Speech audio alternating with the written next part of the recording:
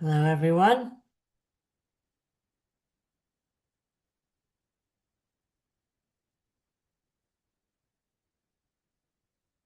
We're going to give people a little time to join. There's plenty of people coming.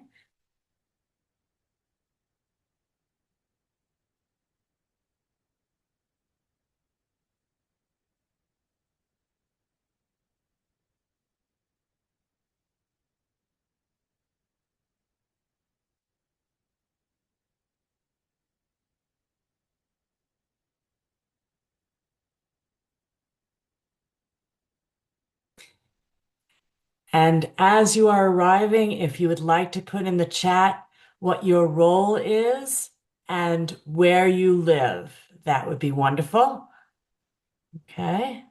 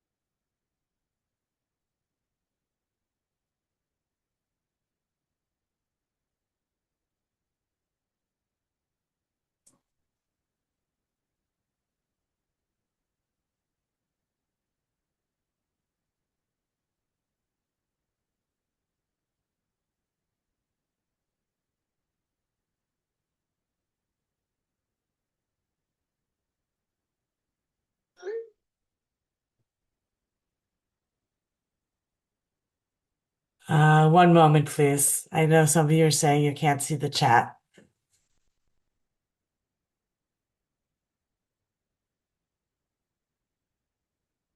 Go ahead and put it in the Q&A instead of the chat. So in the Q&A, if you could just put what your role is and where you're from.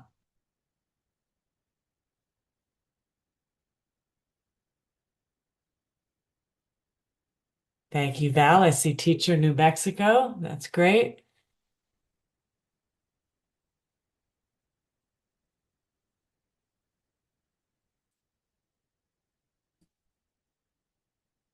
Okay.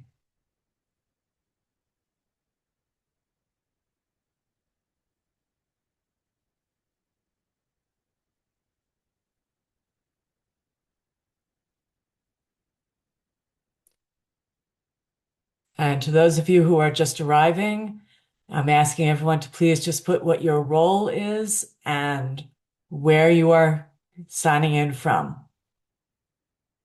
And I see some people are parents. That's fine if you want to put your own relationship to this. In other words, some people are parents as well as professionals in this field. That's fine.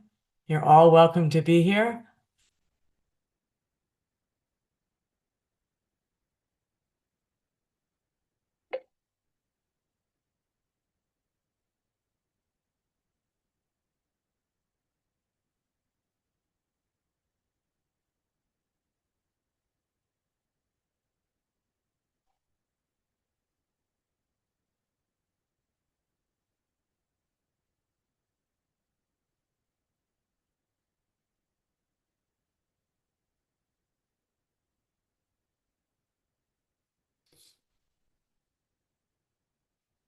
We're going to give it one more minute because there are a lot of people signing in.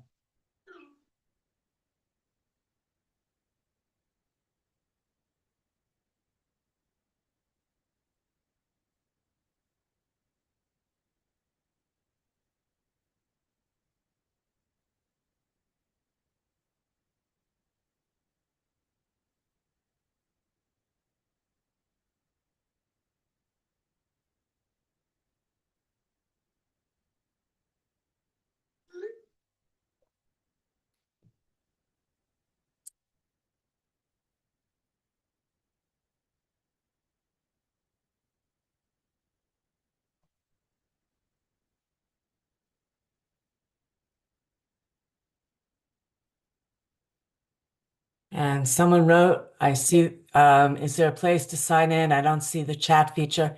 To be very honest, I don't know why the chat is not working. It certainly worked in previous webinars, but we're just going to be flexible, which is what we need to teach the kids as well. So you're just going to type everything into the Q&A, okay? So pretend that the Q&A is the chat.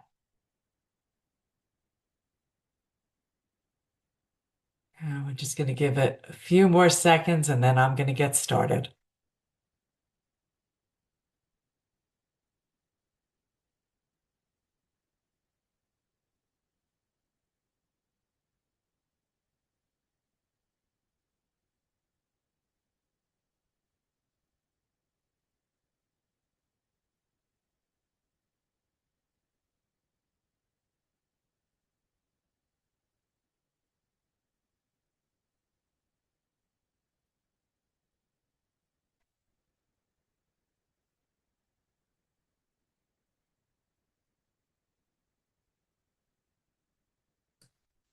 Okay.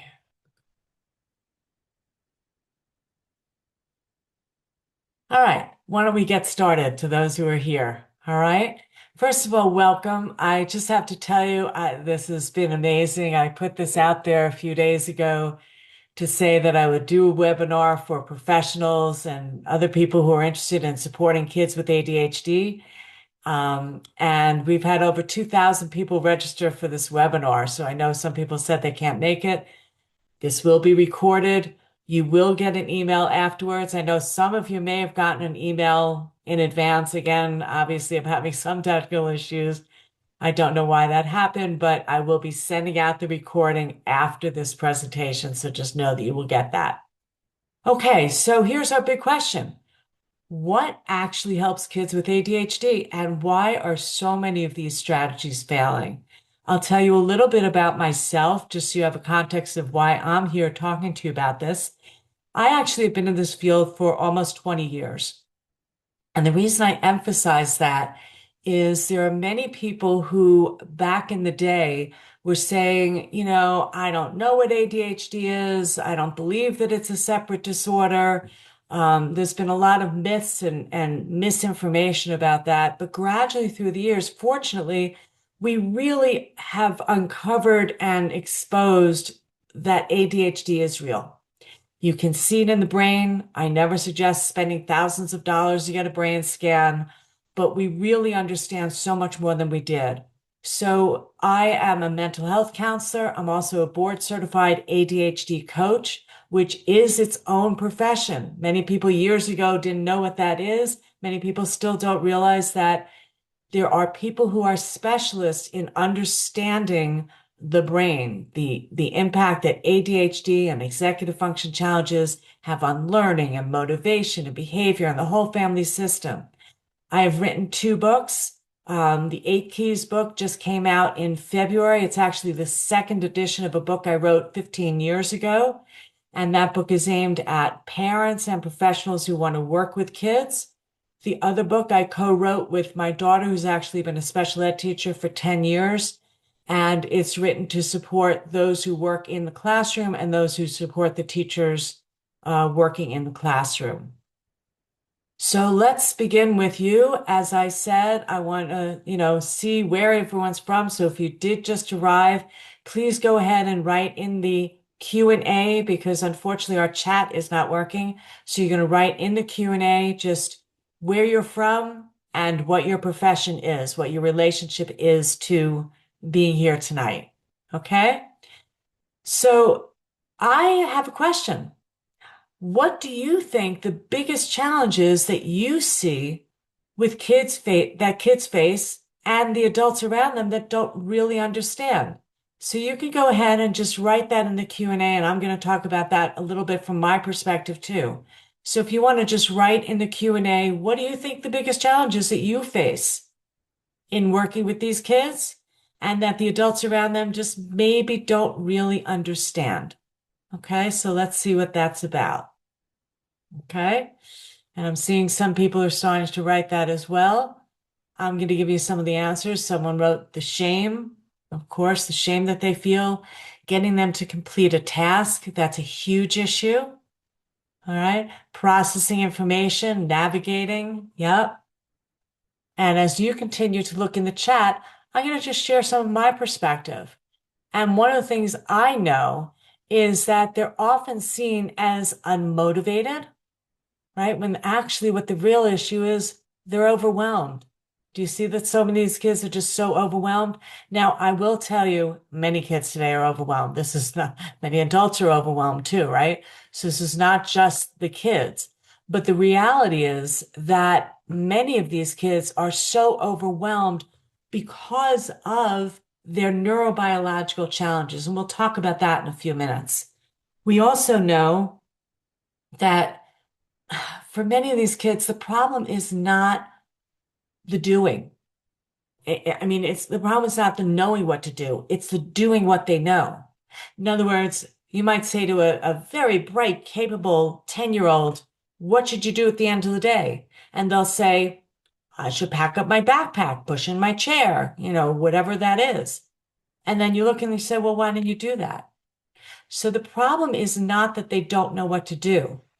But that really frustrates us because we see these bright, capable kids not doing things. And I hope that shortly you're going to understand a little bit more of why. Okay.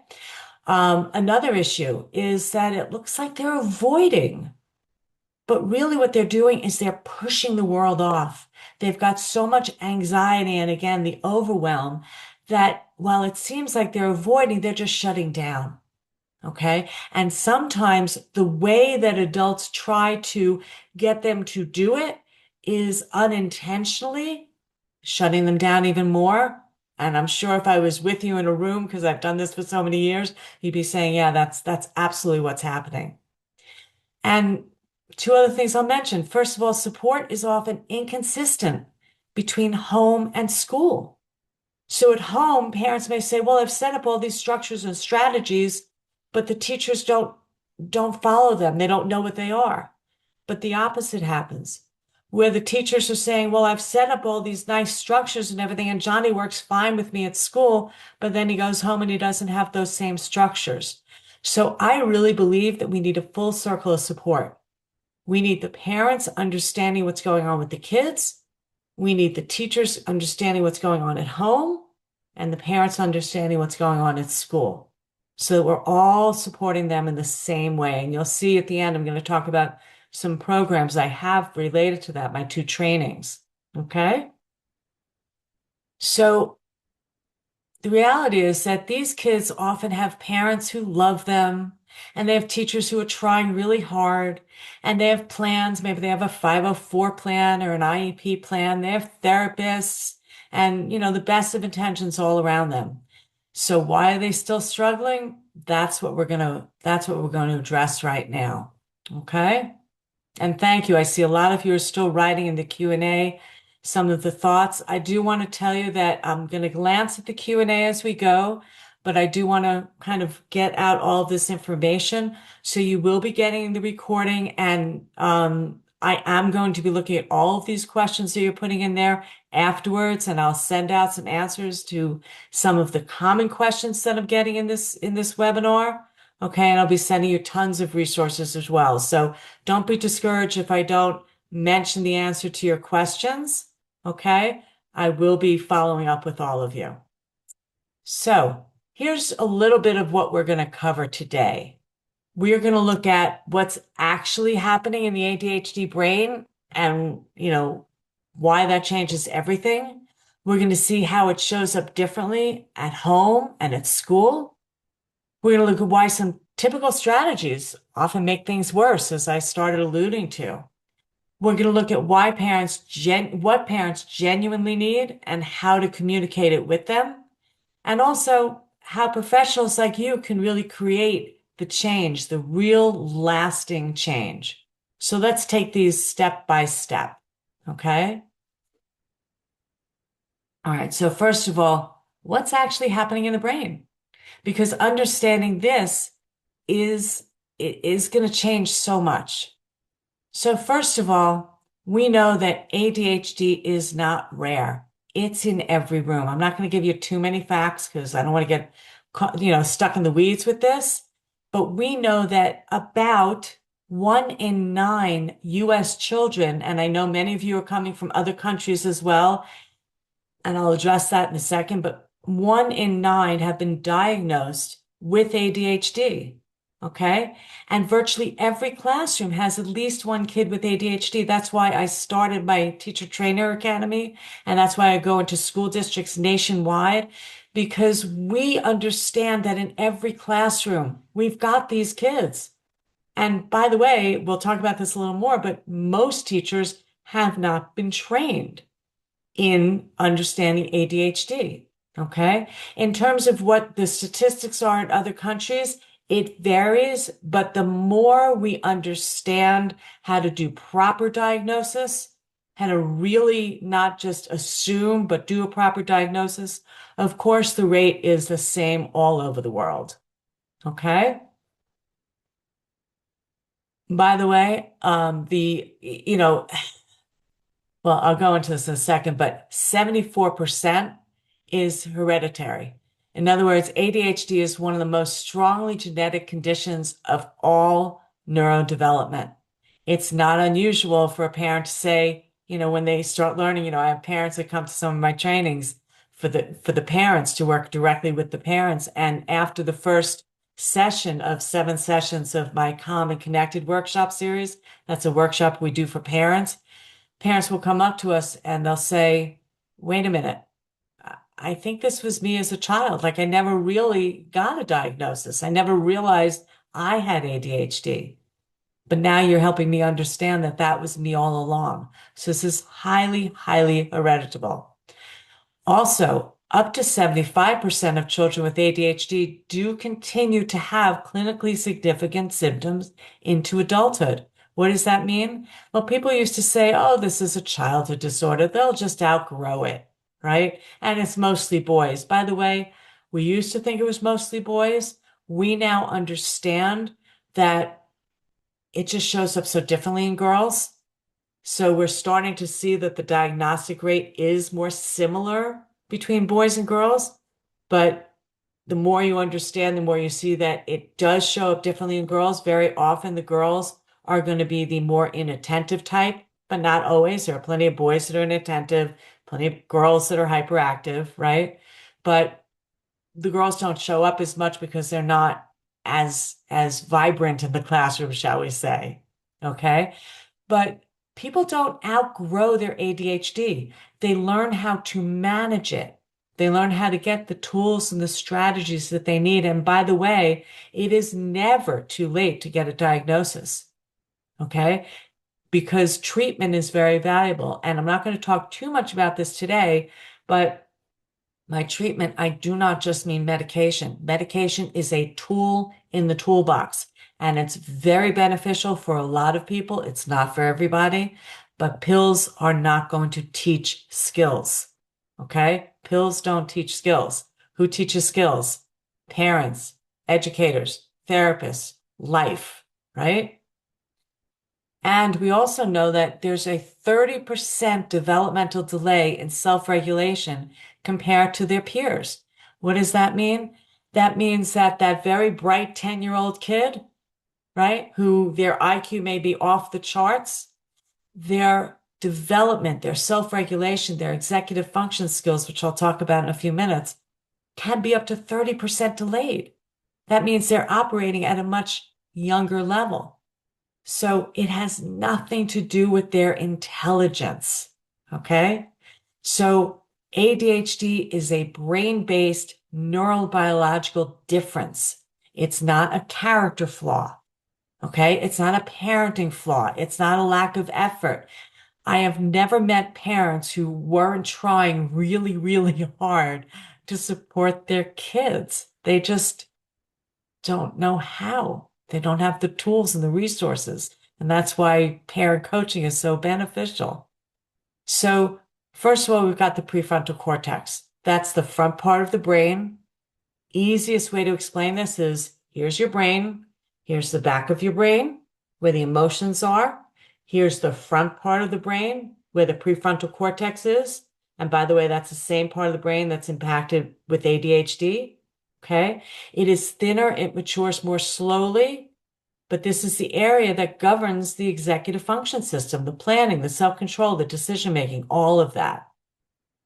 Also, the neurotransmitters, dopamine, norepinephrine, and serotonin are going to release differently and inconsistently for people that are affected by ADHD. Okay. And there's an understimulation in the reward and motivation centers of the brain. I'm going to pause for a moment. I want you to think about that. Maybe you want to write this in the Q&A. And again, those of you who showed up a little late, just know that the Q&A is where we're going to write things. The chat is not working. But we know that the prefrontal cortex, okay, it develops more slowly, and the reward and motivation center of the brain is not as activated. So what are the things that you've tried that haven't worked? Anyone want to share? What is it that we try that don't work? If you're all thinking reward systems, those sticker charts, yep, there we go, sticker charts, timer, all those things, right? Those motivational programs, behavior mod programs. What happens is the reward and motivation center of the brain is not as activated.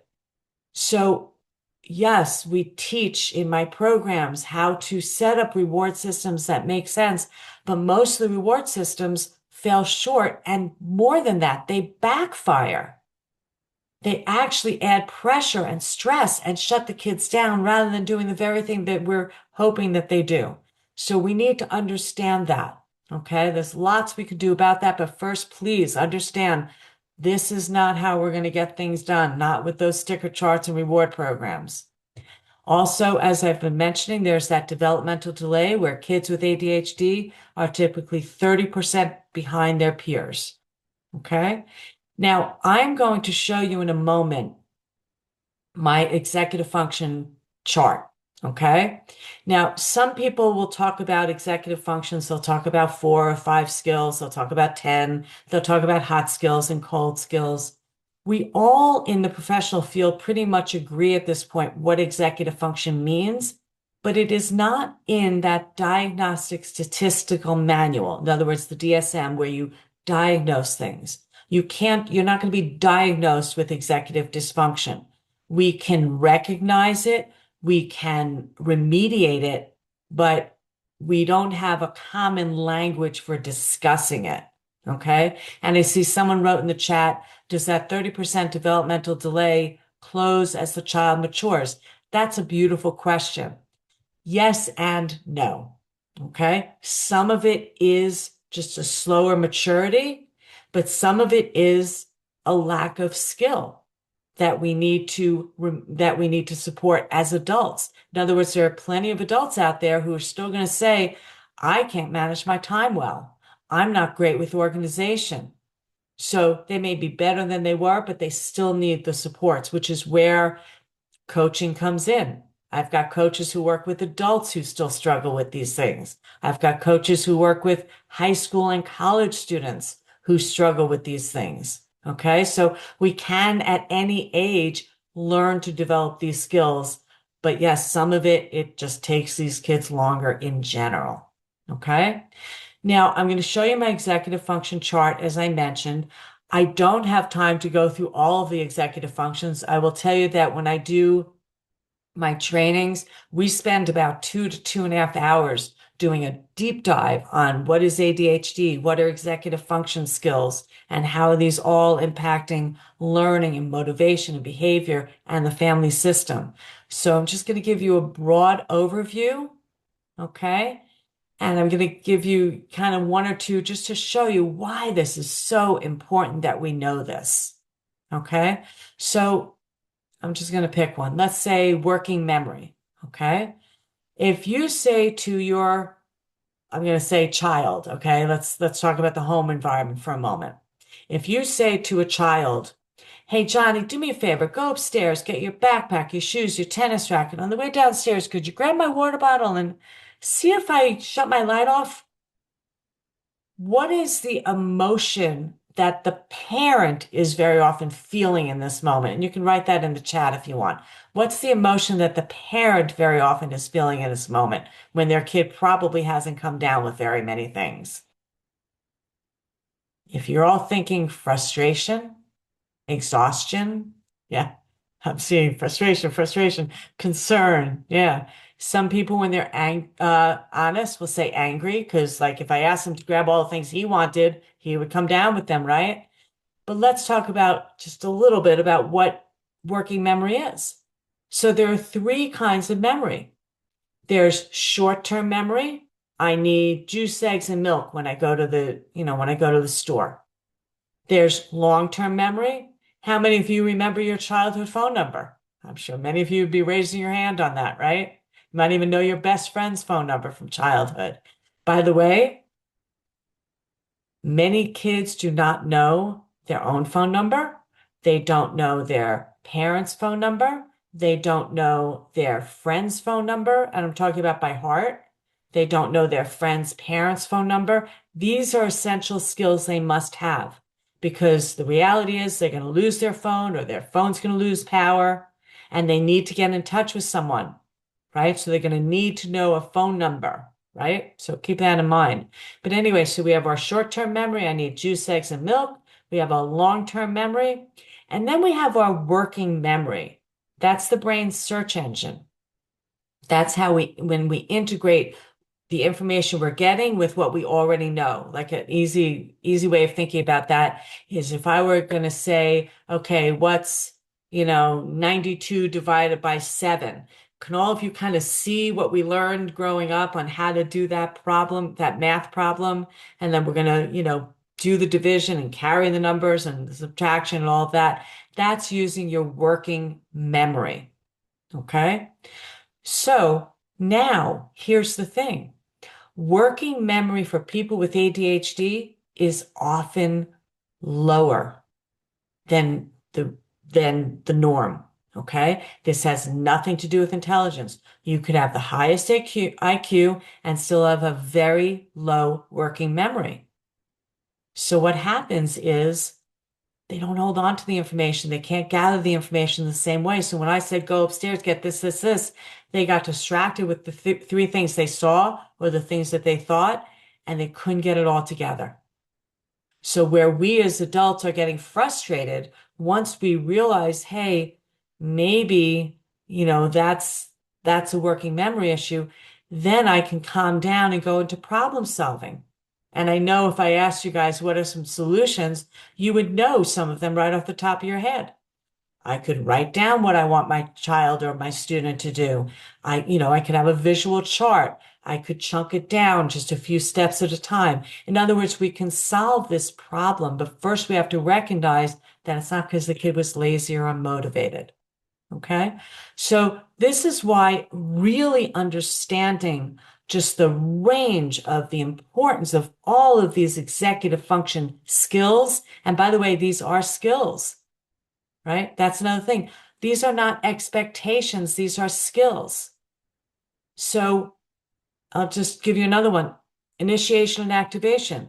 How many of you get so frustrated because, hey, it's May. We've been doing this since the beginning of the year. You should know what to do by now, right? You should get started, but yet they don't. If we just keep repeating our expectation, we are getting frustrated as the adult and we're shutting down the kid. But if we recognize that maybe that skill of initiation is weaker, then I go again into problem solving. I've got lots of things to do to help that. Okay, so those are your executive functions. So let's move forward a little bit. And someone asked, how long will this session last? This is an hour-long webinar. I might go over a few minutes, but in general, it's an hour-long webinar. Okay, so this is a famous quote by Dr. Ned Hallowell, who wrote Driven to Distraction. I used to work with him many years ago. In the world of ADHD, there's two times. There's now and there's not now, right? Today's Monday. The test is on Friday. Why are we talking about that now? Fire's not at the door, right? So realize that it's not just that their sense of time is off. It's that their sense of the future is off. So I always remind people one thing, which is you may want to use, and if I hope you can see this, this is something called the time timer. And I'm going to send you out information about this at the end. But this is a simple clock that shows you the passage of time. So it's giving you a visual reminder of the passage of time.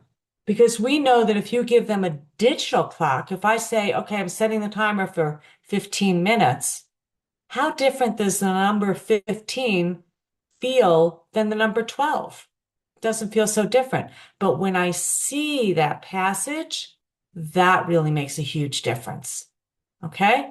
So keep in mind that if tomorrow's not the due date, then today is not the due date. We need to really support them in time. And another thing I'll just mention with time is that we have learned from the research that sense of time is developmental and, as I said, delayed in people with ADHD. So if you know anyone that's always late and always surprised, I'm not diagnosing anyone, but that gives you a little hint into what's going on. Their sense of the passage of time is not as accurate.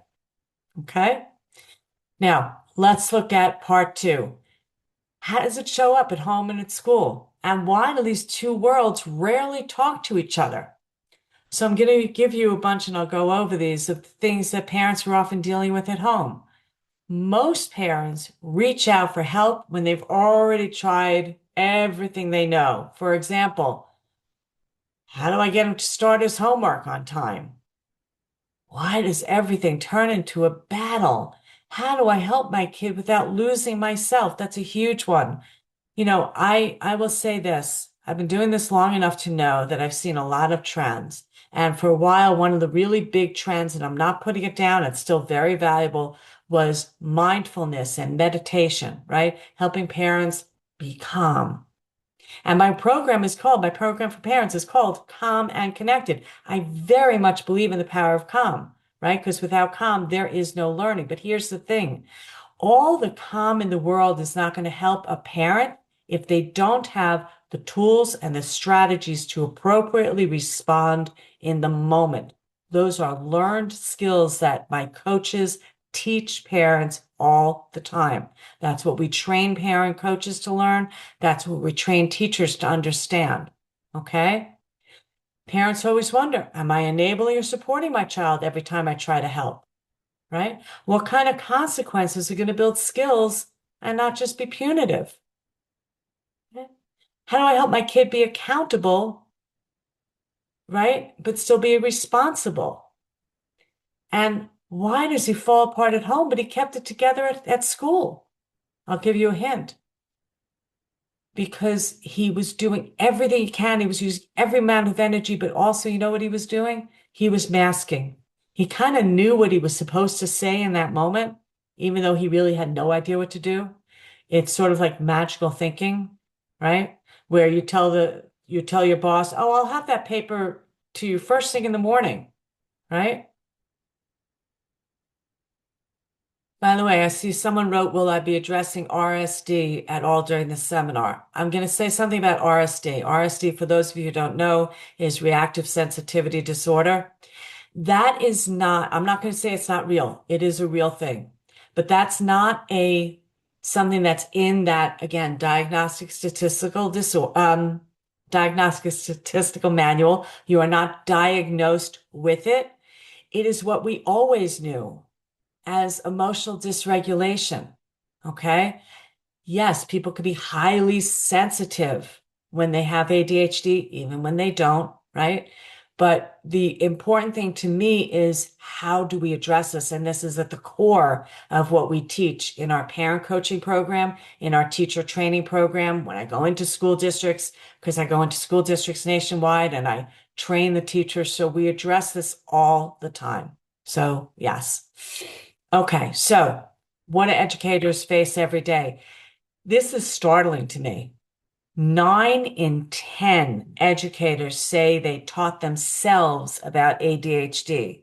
Okay, why? Because it's not in their teacher training.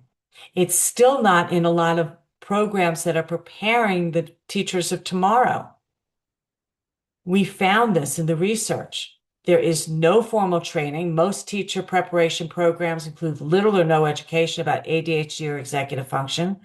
The strategies applied are inconsistent, so the students experience different levels of support depending entirely on their teacher that year, or if they have multiple teachers, which, by the way, is why I always tell parents it's so valuable that you have a relationship with that teacher. I've had many parents bring my teacher book, the ADHD, executive function and behavioral challenges in the classroom. They bring that book to the teachers because they know their teachers may not have the basic education. Okay. So the parents feel disconnected. And that gap, the students are falling further behind because some of the teachers know how to deal with ADHD and some of them don't. Okay. So it's really important for the parents out there who are listening. Teachers are doing the best they can. Please believe that.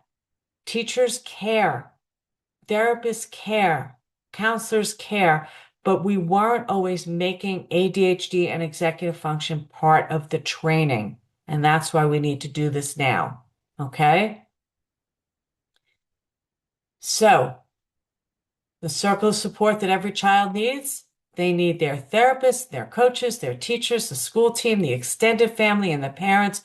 Everyone needs to be in this circle of support. Understanding, as I've said, the social and emotional impact that ADHD and executive function challenges are having on learning, motivation, behavior, and the whole family system. So now let's get to, and thank you. I see a lot of you are going into the chat and saying that, yes, the special ed teachers, even they are not being taught. That's so true. So why are some of these strategies falling short? It's not that they don't work. It's that they're aimed at the wrong thing. So let's take a look. Here's the assumption that's getting in the way. The conventional view of parenting, of teaching, is that, well, if Johnny wanted to succeed, I saw him succeed yesterday. I saw him pack up his backpack yesterday. If he really wanted to, he would. Right? And thank you. Someone said you left out doctors of the team. I have done so many presentations for pediatricians and other health professionals. Absolutely. Because they, in their training, may have gotten 1 hour on ADHD. And it's not, again, that they don't care. So that's very true. So going back to this, so kids do well if they want to is our conventional view, which is that defined behavior is so that they can get attention and manipulate and coerce. And those rewards and consequences are, that's how I'm going to motivate Johnny, right? I'll just dangle a reward in front of him. And if he just tried hard, right? So if that's our belief, which unfortunately is the belief out there in many settings of well-meaning parents and educators and counselors, they think, all right, we just have to get them to comply. We just need to figure out those strategies. But what we really realize is that kids do well if they can, not just because they want to. We have to have all the stars aligned, those executive functions that I mentioned, right? We have to have all of that aligned at the same time. So these challenging behaviors are going to occur when the demands exceed their capacity to respond in the moment. Just because they responded yesterday doesn't mean anything. There are different challenges today. And don't we all experience that? Don't we all have days where, we're sharper than others, where we're able to do things that we just can't all the time? So these are not just lagging skills, and they're not bad choice. I'm sorry, these are lagging skills. These are not just bad choices. Okay? So our job is to build skills. So let's take a look. Oops, let's see. Went the wrong way. What backfires, what parents unknowingly do and why it backfires? Well, parents don't see how their own communication style, parents are under so much pressure. I was saying to someone earlier today, Johnny, do you want the red one or the green one? Come on, we got to go. What they don't realize is that their child may be just processing what you're saying, right? Processing what they're hearing. And they may be processing it more slowly because, again, that's an executive function skill that they may be slower in developing. So when we say, do you want the red one or the green one? We're actually adding so much pressure that they're shutting down. So then we as the adults are like in more of a rush and we're like, come on, we got to go. Why aren't you listening? Right? So that's what's happening. Will you just hurry up and pay attention? And then you can go out and play. There's too many steps involved. There's too much pressure. Rachel, right? As I said, do you want the red one or the green one? Or you always do this right before we have to leave. You're always going to tell me you're going to melt down and everything else. But this leads to the unintentional impact of adding more stress and pressure. Okay. Someone said in the chat, in the Q&A, and again, if you arrive late, please write your questions in the Q&A. The chat function is not working. Are you going to address the comorbidity of ADHD with autism? And will your suggestions help students who struggle with both? The answer is that my specialty is not autism. I'm very upfront with saying that, but there is so much overlap that most professionals who have taken my trainings have said, yes, these trainings absolutely have helped them with their population of kids with autism.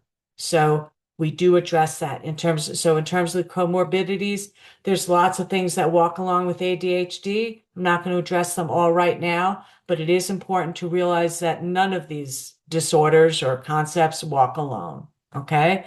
Um, okay. Let's go on a little bit. What kids with ADHD often hear and what it does to them. You're not trying hard enough, right? You have so much potential if you would just apply yourself, right? Will you learn to control yourself? How many of you out there have tried this?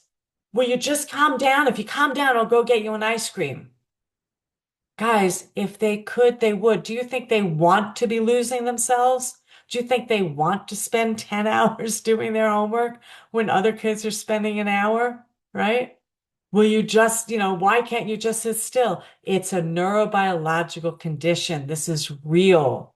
Okay. So what happens is this is tearing down their self-esteem.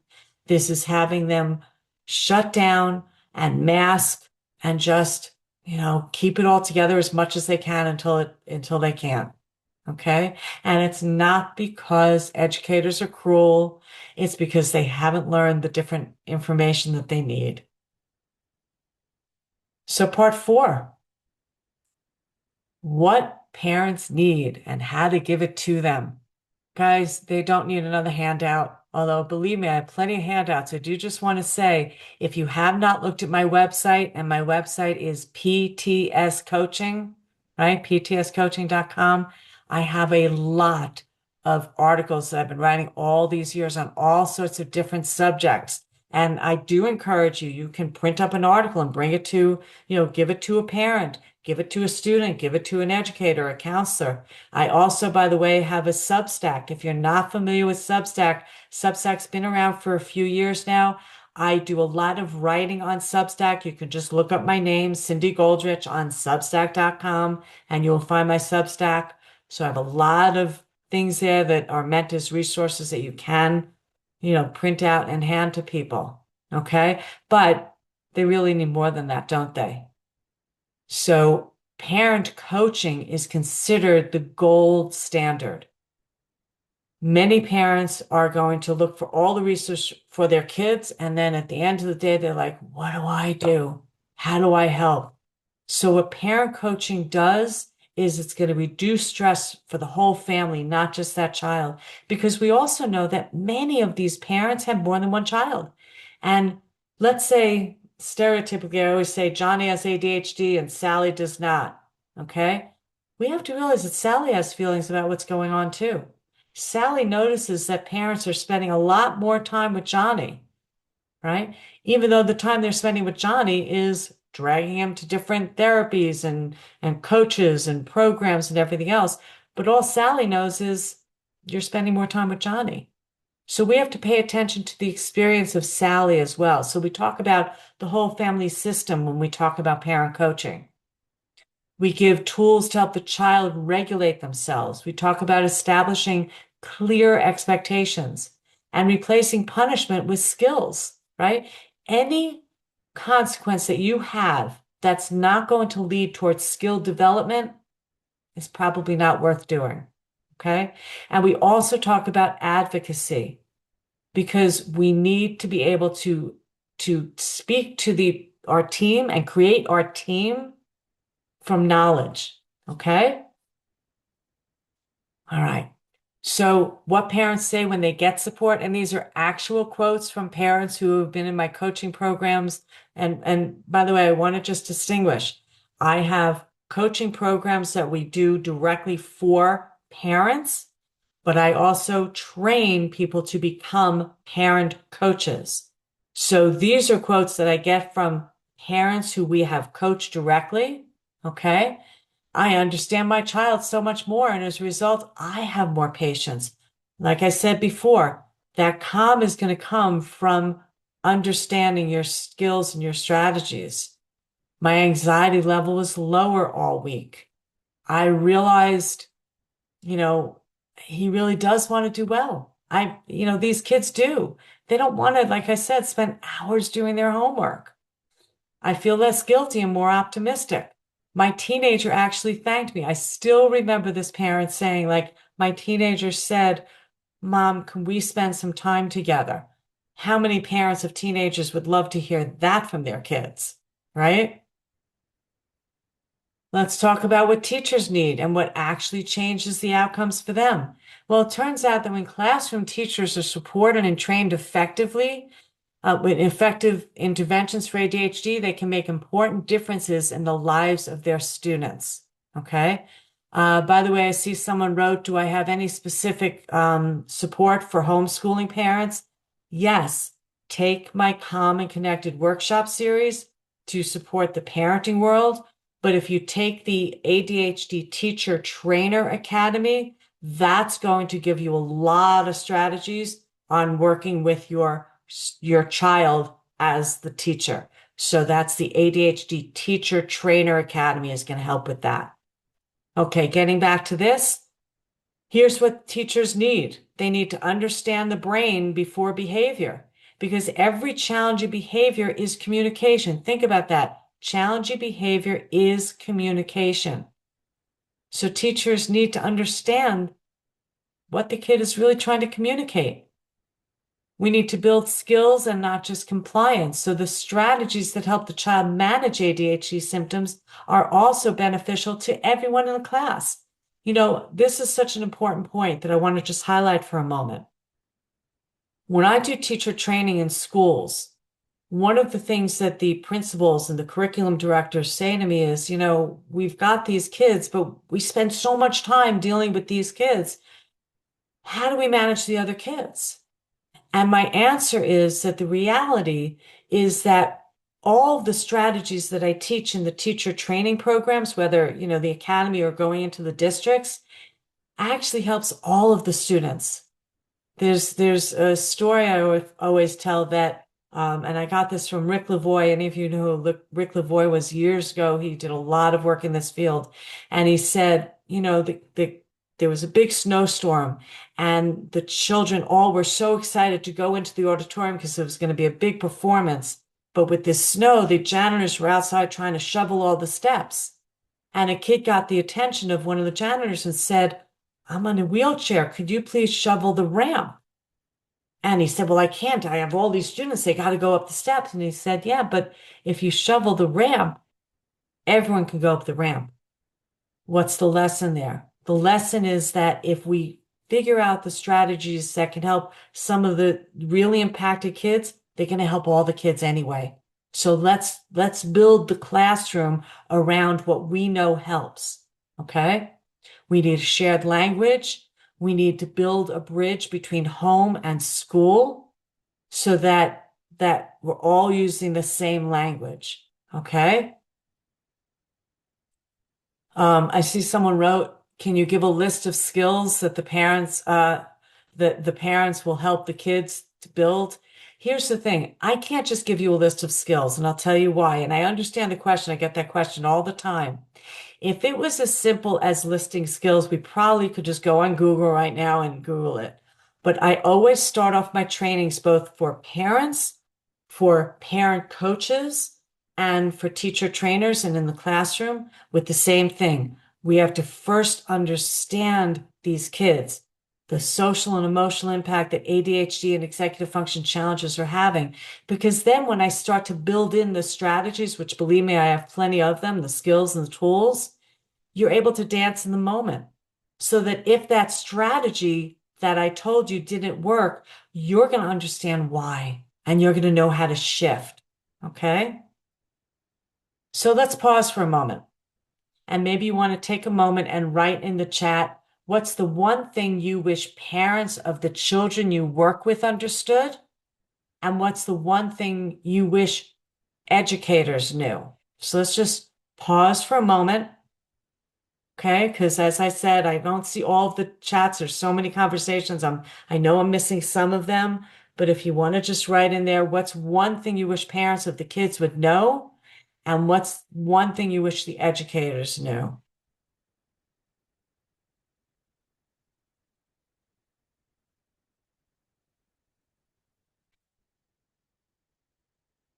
And I see my favorite one in there. If they could, they would. That's right. If they could, they would. I wish more parents knew that as teachers, we can't discuss diagnosis. I'm sorry, that one flew away from me. Here we go. We can't diagnose, but we can give resources. That's so important. Thank you for saying that. Teachers are not diagnosticians. I will tell you, I've been doing this for 20 years. I don't diagnose, I don't medicate. My job is education and support. It is a field in and of itself to be able to diagnose. There are so many things that can make things look like it's ADHD, but it's not. We can't just say, well, it looks like it. Let's give a diagnosis. Let's give medication. No, we have to really understand what it is. Okay. Teachers really are trying their best. I wish parents realize that you can't reach them when the brain is offline at the moment. Yep. One thing I wish parents of children understood, their behavior very many times is not meant to be willful defiance. That's true. Parents, you can't compare your child to your friend's child. Thank you for saying that. One of my taglines, and anyone that's read my books knows this. Parent the child you have, not the child you thought you'd have, not the child you wish you'd have, not the child you'd have if if society got its way, but that child you are blessed with. Okay? So let's move forward a little bit and feel free to continue writing in the chat.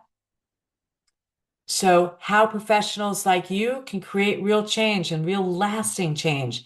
I have two paths that I want to talk about a little bit. Okay. And I'm going to entertain any questions you have as I talk about these. There are two ways you could be part of the solution. I've been alluding to them all along, but I want to just really clearly talk about them. I've got my ADHD Parent Coach Academy, and this is where for years I have been training coaches to work directly with parents. Okay. I have a proven framework. You get all the materials you need. I'll go into that in a moment. And then I've got the Teacher Trainer Academy where you can train both so that, there are a few reasons people take the Teacher Trainer Academy. First and foremost, they want to do better by their students. Teachers, like I said, teachers want to help. And many of them feel like I don't have the training. So they take the training so that they can really feel they can work better with their students. Many of the teachers want to be that person in their school who is the ADHD expert, who is the executive function expert. So then they get to do the teacher, train the teachers on their staff. Okay. Many people, someone mentioned about homeschooling. I've had many homeschool parents take the Teacher Trainer Academy so that they can then work with their students and with other students that they know from their homeschool pods. So, and feel free to reach out to me directly around that. Okay. So I'm going to go into a little detail about both of these programs. The first one, the ADHD Parent Coach Academy, that is for therapists, OTs, SLPs, school counselors. It could be for coaches. It's also, by the way, for many parents. I have had so many parents who say, I don't want anyone to ever go through what I went through trying to figure out what to do with my son. I want to help other parents. Okay. So there are no prerequisites for these programs. Anyone can take them. Okay. It is a 12-week class. 2 hours each session. It's a live interactive webinar. Unlike this, you ask your questions live. We will see everyone on the screen. So people really do develop a whole cohort. Okay. People, stay in touch with each other years after and support each other. So you're going to become a licensed provider of my Calm and Connected workshop series. It is offered all around the world. The Calm and Connected program has been translated into Spanish, Japanese, Chinese, Arabic. I know I'm forgetting a language. By the way, my 8 Keys book is also available in Chinese and in Arabic, and it's being translated into Italian as we speak. And if you have a language you want to have it translated into, just let me know. Okay. You're going to get tons of support. You're going to get the materials to run workshops. You're going to be able to work with parents one-on-one.